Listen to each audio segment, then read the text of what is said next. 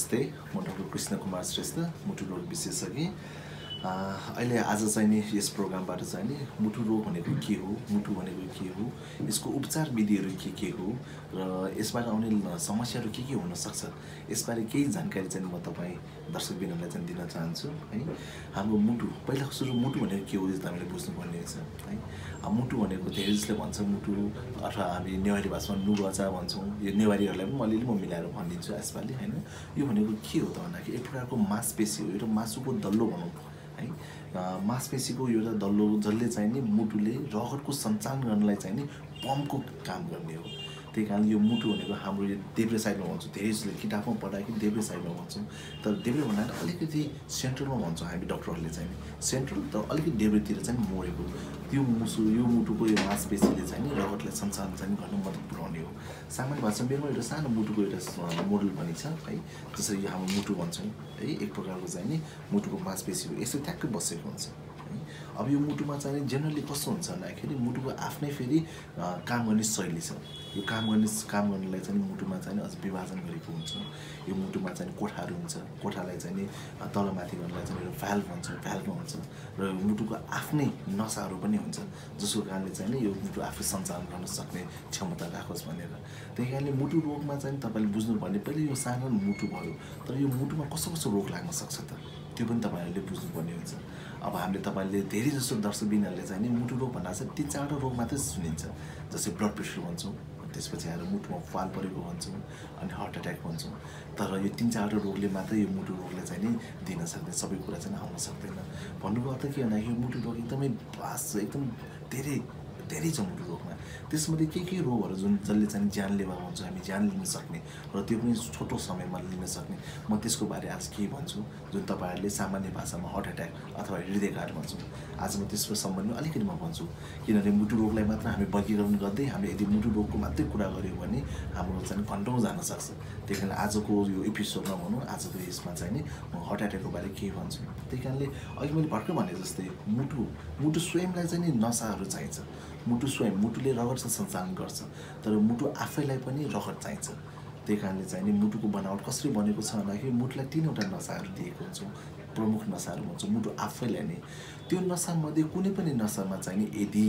कुनै ब्लकेज आयो अथवा रगतको धमनीमा चाहिँ नि रगतको नसाहरू खुम्चियो भने चाहिँ नि हार्ट एट्याक हुने हो सामान्य भाषामा भन्दाखेरि है हामी धेरै नसोचिकन मुटुको नसाहरू हुन्छ त्यो नसामध्ये कुनै पनि नसामा चाहिँ नि यदि ब्लकेज आयो अथवा त्यहाँ चाहिँ बन्द भयो अथवा चाहिँ त्यो सञ्चालन भएन भने आफूलाई रगत दिने आफूले पम्प गरेर आफूलाई रगत दिन सक्दैन त्यो नदिनु नसक्दाखेरि के हुन्छ भन्दाखेरि रगतको मांसपेशी यो मुटुको मांसपेशी चाहिँ नि कमजोर हुन्छ र मर्छ र मरेपछि यो मुटुले काम गर्न सक्दैन र त्यसपछि चाहिँ नि हाम्रो मृत्यु पनि हुन सक्छ त्यही कारण यो नसा सम्बन्धीमा आज के कुराहरू भन्न जान्छु आज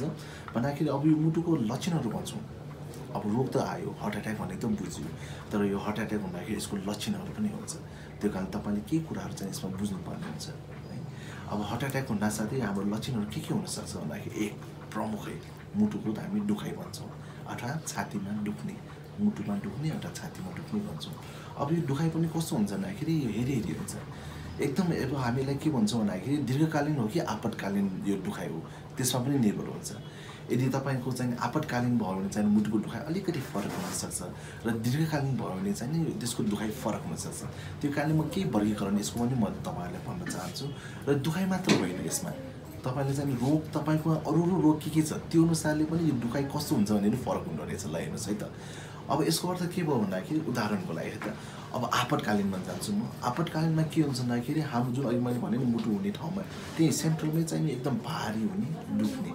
अथवा कसैले चाहिँ नि छुराले रोपेको जस्तै दुखाइ भन्छौँ त्यसो दुखाइ भयो भने मुटुको यो चाहिँ दुखाइ भन्छौँ भन्दाखेरि यहाँ हेर्नुहोस् लेफ्ट साइडमा यसो सेन्ट्रलमा अथवा लेफ्ट साइड अलिकति यहाँनिर कसैले चाहिँ नि मुटुले यो छुराले रोपेको जस्तो दुखाइ भयो भने तपाईँको यो मुटुबाट हार्ट एट्याक हो कि भन्ने चाहिँ शङ्का हुनसक्छ र यो दुखाइ कसरी जान्छ भन्दाखेरि अलिकति यो दुखाइ फरक छ जस्तै धेरै जसो ग्यास्ट्रिक भयो भन्छौँ धेरै जसोलाई चाहिँ नि मुटु रोग यो हार्ट एट्याकलाई चाहिँ नि पहिले सामान्यमा यो ग्यास्ट्रिक हो कि भनेर चाहिँ मान्छे अल्झेर बस्नेहरू पनि छन् तर दुखाइ पनि त्यही हुने हो ग्यास्ट्रिकमा पनि तर यो मुटुको दुखाइ चाहिँ अलिक भिन्न हुन्छ तर यो दुखाइ चाहिँ तपाईँको शरीर पनि जान सक्छ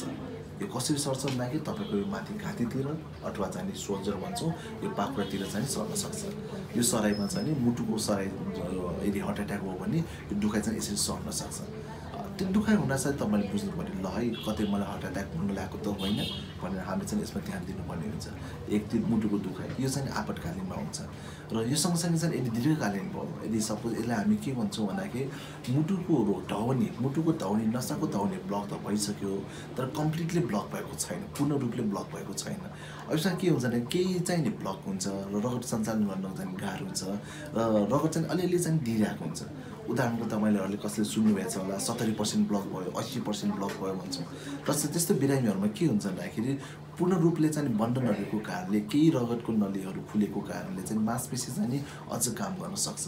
त्यस्तो बेला दुखाइ अलिकति फरक हुन्छ। अब यसलाई हामी चाहिँ वर्गीकरण गर्दाखेरि कहिलेकाहीँ स्टेबल एन्जाइना नामहरू छ, अनस्टेबल एन्जाइना भन्छौँ होइन। यसको मतलब के भन्दाखेरि तपाईँ चाहिँ नि काम गर्दाखेरि माथि उक्लिँदाखेरि अथवा कुनै अलिकति हेभी काम गर्दाखेरि तपाईँलाई दुख्छ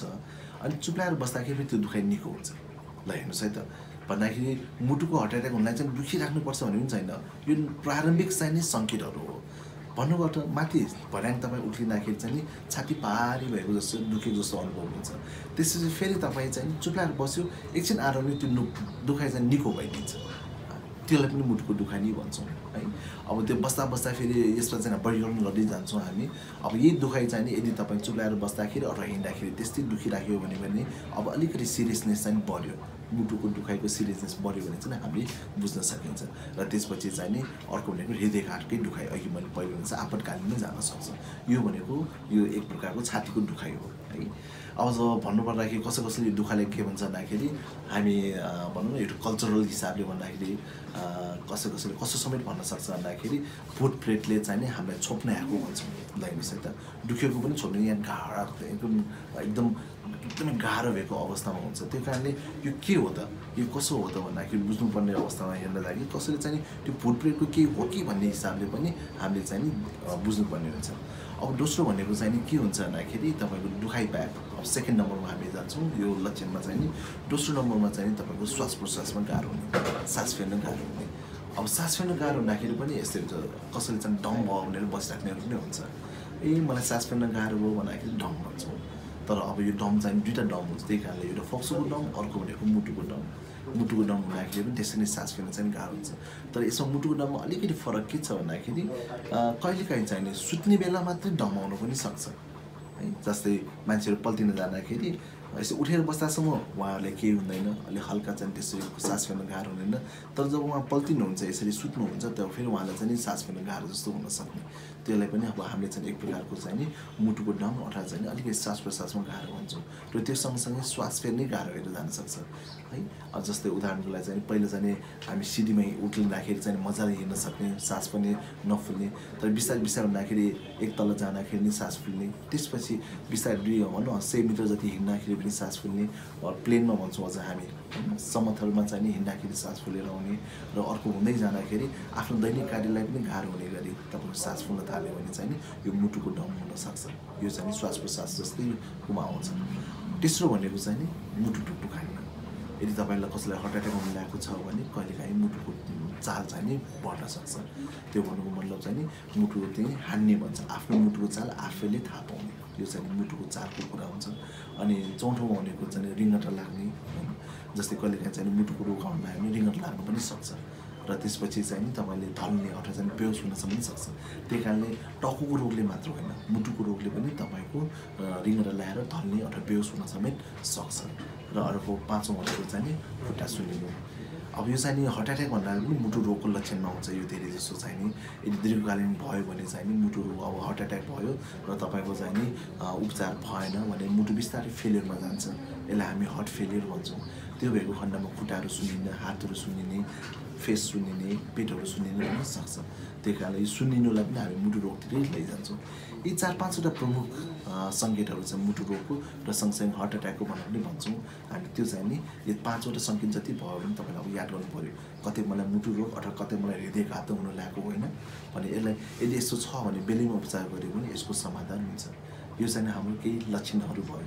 अब यो सँगसँगै लक्षण बाहेक अब यसको चाहिँ अब भनौँ न उपचार विधिहरू के हुन् त हैन यसको उपचारमा के गर्न सकिन्छ त भन्दाखेरि सायद तपाईँले बुझ्नुपर्ने हामी दर्शकबिनहरूले बुझ्नुपर्ने के कुरा छ भन्दाखेरि यदि तपाईँले आपतकालीन मुटु दुख्यो अथवा चाहिँ हामी भन्छ इमर्जेन्सी नै दौडाउनु पर्ने गरी अथवा चाहिँ नि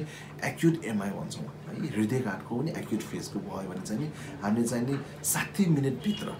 उपचार गरेको राम्रो भन्छौँ हेर्नुहोस् है त हामी भन्छौँ यसलाई त गोल्डन टाइम भन्छौँ हामी यो भन्नुको मतलब चाहिँ नि बिरामीले हार्ट एट्याक भएको बिरामी छाती दुखेकोबाट चाहिँ 1 घन्टाभित्र उपचार गऱ्यो भने गोल्डन टाइम यो भनेको तपाईँको मुटु पूर्ण रूपले चाहिँ नि ल्याउन सकिन्छ फिर्ता ल्याउन सकिन्छ तर बिस्तारै हामी 6 घन्टासम्म पनि हामी त्यसलाई चाहिँ नि उपचार गर्न योग्य त हामी भन्छौँ तर 6 घन्टा पछि भन्दाखेरि अलिकति उपचार गर्न गाह्रो हुँदै जाने हो भन्दा समय भनेकै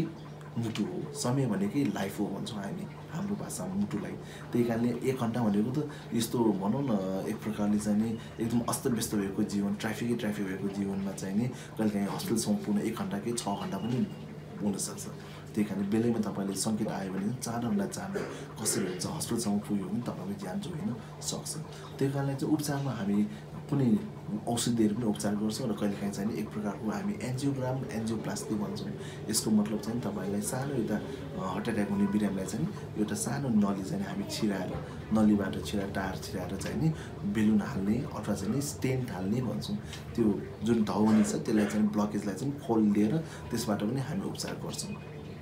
भनेको एउटा हामी रगतलाई चाहिँ पातलो पार्ने औषधि भनौँ हैन थ्रोम्बोलाइसिस भन्छौँ दोस्रो भनेको चाहिँ नि एन्जियोप्लास्टी गर्न सक्छौँ हामीले अनि अर्को चौथो भनेको कहिलेकाहीँ चाहिँ एकदम एक्युट फेजमा भयो भने अपरेसन पनि बिरामीको गर्न सक्नुपर्ने बाध्यतामा जान सक्छ त्यो कारणले यही भनेको उपचारको विधिहरू हुन् यो भनेको त्यसो हार्ट एट्याकलाई गर्ने चाहिँ बिरामी उपचार विधि हो तर यो ब्याक पनि अरू कुनै रोग मुटुको आफ्नै रोग छ भने उपचार विधि फरक हुनसक्छ तर जेनरली आजको म टपिकमा चाहिँ हार्ट एट्याकको हुँदाखेरि हामीले गर्ने उपचार विधि यो चाहिँ आपतकालीनमा गर्ने कुराहरू हो अब दीर्घकालीनमा के गर्ने त भन्दाखेरि दीर्घकालीनमा पनि हामीले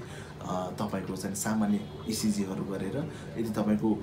हार्ट एट्याकतिर जान लागेको छ भने चाहिँ दीर्घकालीन उपचार पनि गर्न सक्छौँ ताकि तपाईँलाई चाहिँ पछि भविष्यमा भवितव्य नहोस् भनेर त्यसको लागि चाहिँ हामीले चाहिँ तपाईँको डायग्नोसिस भन्छौँ डायग्नोसिस क्रम भन्छौँ त्यही कारणले उपचारभन्दा पहिले हामी डायग्नोसिसतिर पनि केही कुरा गर्छौँ कसरी थाहा पाउने त मुटु रोग भन्दाखेरि एउटा हामी इसिजी गर्ने सामान्य भाषामा इसिजी इसिजी गर्छौँ अर्को भनेको चाहिँ मुटुको भिडियोक्स गरेर हेर्न सक्छौँ अर्को भनेको टिएमटी भन्छौँ ट्रेडमिल टेस्ट तपाईँलाई एउटा सानो मेसिनमा हामी दौडाउँछौँ त्यो दौडाउँदाखेरि त्यो मेसिनले चाहिँ जब तपाईँ दौडिँदै खालि तपाईँको मुटुको कतिसम्म यसले क्षमता छ क्यापेसिटी छ त्यो अनुसारले चाहिँ ठ्याक्कै मोनिटरमा देखाउँछ त्यो देखेदेखि नै हामीले चाहिँ तपाईँको नसा चाहिँ कतै खुम्चेको छ भने तुरन्त देखा पर्न सक्छ अनि अर्को लास्ट भनेको एन्जियोग्रामै गर्ने एन्जियोग्राम गरेर पनि तपाईँको ढौनी कति % ब्लक छ छैन त्यो पनि हामी हेर्न सक्छौँ त्यो उपचार विधिबाट चाहिँ त्यो टेक्निक त्यो डायग्नोस्टिक प्रोसिड्युरबाट चाहिँ तपाईँलाई रोग छ भने हामी दीर्घकालीन उपचारमा चाहिँ लाग्न सक्छौँ त्यसको लागि चाहिँ के रगत पातलो गर्ने औषधि अर्को भनेको कोलेस्ट्रोलको औषधि भन्छौँ जेनरली चाहिँ यसमा पनि अलिकति बिरामीहरूलाई चाहिँ कस्तो गाह्रो छ भन्दाखेरि कोलेस्ट्रोलको औषधि खुवाइरहेको छ मेरो कोलेस्ट्रोल नर्मल छ नखाने भनेर बस्नेहरू पनि हुन्छ तर त्यो होइन हामी कहिलेकाहीँ चाहिँ मुटुको नसाहरूलाई चाहिँ म्यानेज गर्न बलियो बनाएर राख्न चाहिँ नि कोलेस्ट्रोलकै औषधि चलाउँथ्यो